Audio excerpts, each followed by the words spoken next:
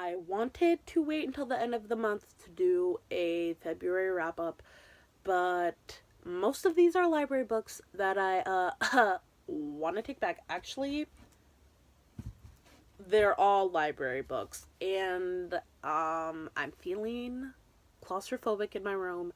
I have 800 library books out, and I need to take some back. So we're sitting in my reading nook right as I punch myself in the face, right by my bookshelves, because I filmed a couple other little chill videos today, and I just kind of wanted to hang out here, so I hope that's okay. But let's get immediately into the February wrap up, because I feel like as the minutes tick by, I'm forgetting what some of these things were about. First of all, we have, this is by Sarah Beth Durst, that I'm looking at the cover for so long because her name's so long. This is Conjured. And I heard about this from the book Rat Misty. I hope I said her name in the right order. And she talked about this book. It was in, like, I think it was during the summer. She read this and A Face Like Glass and another book, and she was like, this is like the trio of weird. And so I was like, I need to hop on that and I need to read this. I've seen a couple reviews on Goodreads that say this book is trash because the, like, literally, like, first half of the book to 2/3 is kind of confusing, and, like, I wouldn't say it's confusing, but there's, like, not a whole lot going on. It's a mystery. It's one of those, like, kind of like lost your memory tropes, which I say kind of because if you read the book, it's really not the book. The last 70 pages is psychotic. It's fucking weird. Some weird shit goes down. I get why this was part of her trilogy of weird, the book Rat Misties. This is not part of a series, if you didn't get that. I really enjoyed it. I liked all the bits that people said were boring, and the last 70 pages, my mind was just blown. Now, that being said, this is not a new all-time favorite or anything like that, but it is definitely a book that I will probably remember forever. But, so I gave this a solid 4 stars. I think if you're interested in reading something a little bit slow but interesting, I never thought that it was, how do I put this? It was slow and, like, not a ton was happening, but there were always, like, new facts being brought up, and, like, the mystery factor was there to keep you turning the pages. It wasn't like nothing was happening and nothing was interesting and nothing was going on, and it was just her day every single day, getting dressed, going to work, blah blah blah, something like that, you know what I mean? And I feel like I'm just ranting and mumbling about this book now, so I'm gonna put it down. But I think if it sounds interesting to you at all, that you should read it. I think it's best to go in blind, but with that being said, I will say that this is definitely more fantastical. I would definitely classify it as, like, a fantasy. So if that interests you at all, I definitely think you should pick it up. It's weird. It's weird. Twists and turns that I was not expecting. The next thing I read, which I'll just lump these two together. No, I won't. Yes, I will. One of these I read, like, on my own time, but the other one, Volume 9, I read when the Contemporary-a-thon started at, like, midnight. So, number 9 is part of my Contemporary-a-thon wrap-up. So this is February TBR Contemporary-a-thon wrap-up. This series, I got up to Volume 7. I kind of, like, took them out at the library continuously. And something trash happened. Okay, it wasn't even that something trash happened in the 7th volume. There was, like, this one girl introduced. I did not like her character. she was really creepy, and not in the like she brought some sort of thing. You know, like lots of people will hate characters because they don't like because it messes with a character they like or some other love interest or blah blah blah. I just thought she really reminded me of like, I can't remember his name, but the dude from You, the book You, or like the first thing that came to mind was Lolita, the guy from Lolita. Like, she was just kind of creepy and stalkerish and like fetishizing someone, and that creeped me out. And also like the same exact things were happening over and over within the first, not the first, the first volume was really original. I liked the idea of that, but like between volumes 1 and, or not 1, 2 and 7, the same things were kind of happening over and over, and I was just kind of tired of it, so I took a break. I definitely say, if you felt similarly to me, to keep on reading, because these 2 volumes are precious. They were so cute, and they made me feel all the feels, and I think I gave volume 8 4 stars and volume 9 5 stars, I'm pretty sure. I'm not super into shoujo, but this is definitely one that is dear to my heart and that I recommend, and I think is just such a fun, cute idea that doesn't have a ton of the same shoujo manga tropes and dramatics as a lot of other shows or, you know, series. And the relationship between not only the 3 main characters and the main couple, I love their dynamic. I feel like the best friend in the relationship is not like a third wheel. I feel like they always love and appreciate having him around, and the main couple just loves and like trusts and respects each other so much that like it kills me.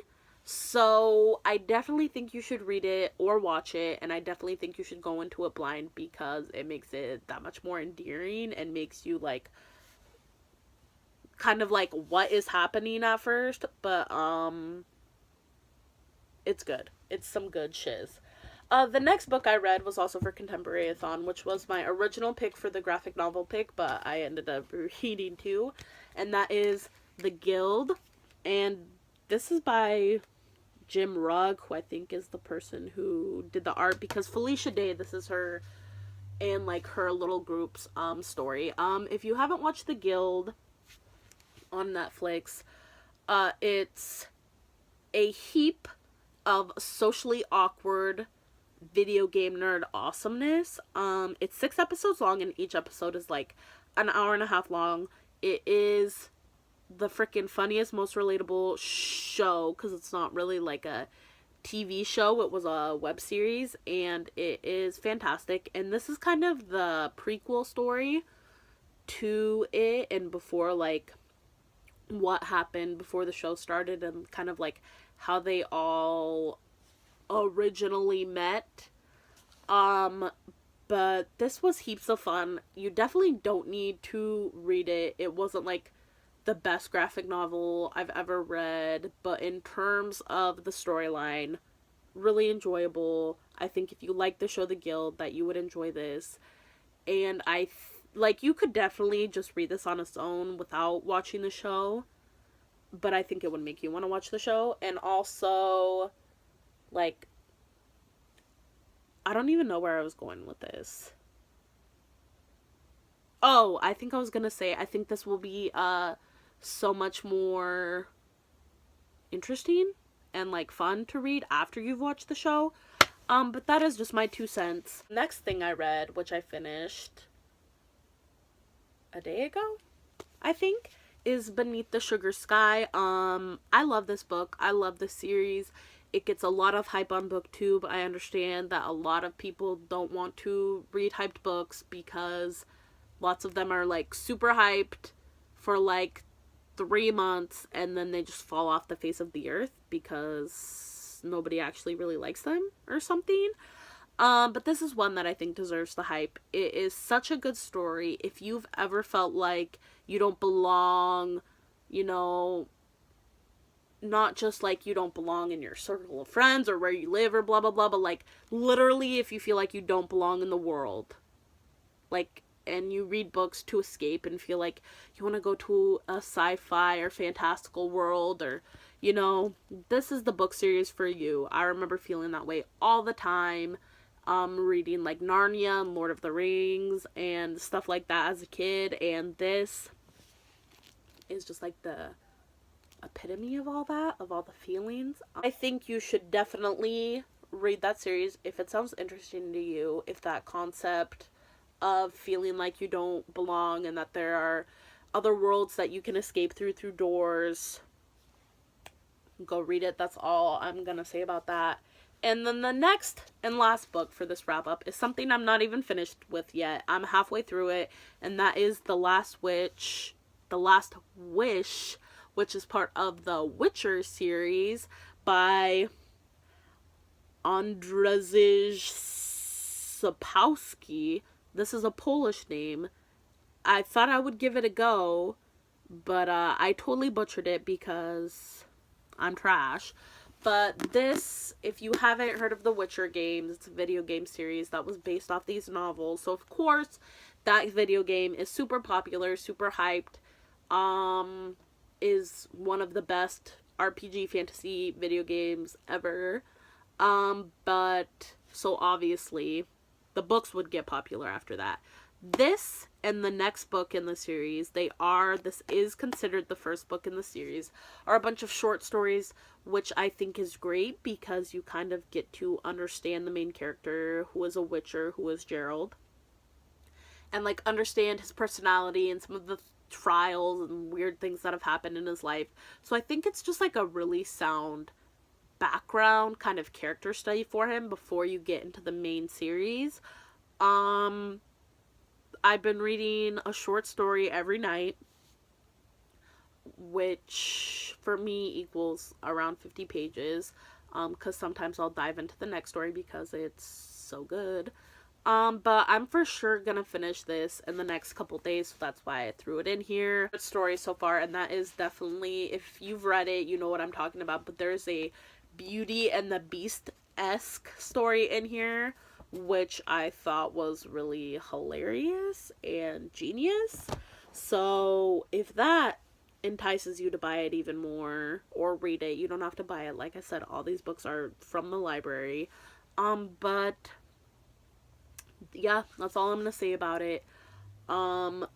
Gerald is a fantastic character. He's one of my favorite characters, and I really think that people should play the video games because they're fantastic, and they just give you that much more background and insight into Gerald and the characters and what it is like to be a Witcher. And the great thing about that series too, I know I said I was done talking about it, but the Witchers are considered kind of like the good guys in a way because they fight monsters, but they're pretty morally gray, and that is definitely one of my favorite characters, is morally gray characters, whether they're heroes or villains or side characters.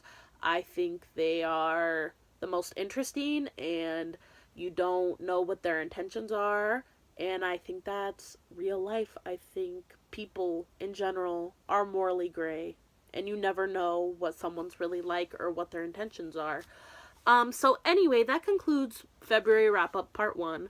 Thank you guys for watching this, and I hope you guys just had an overall good start to February. I'll see you guys later. Have a great rest of your day, and as always, please stay safe. Bye.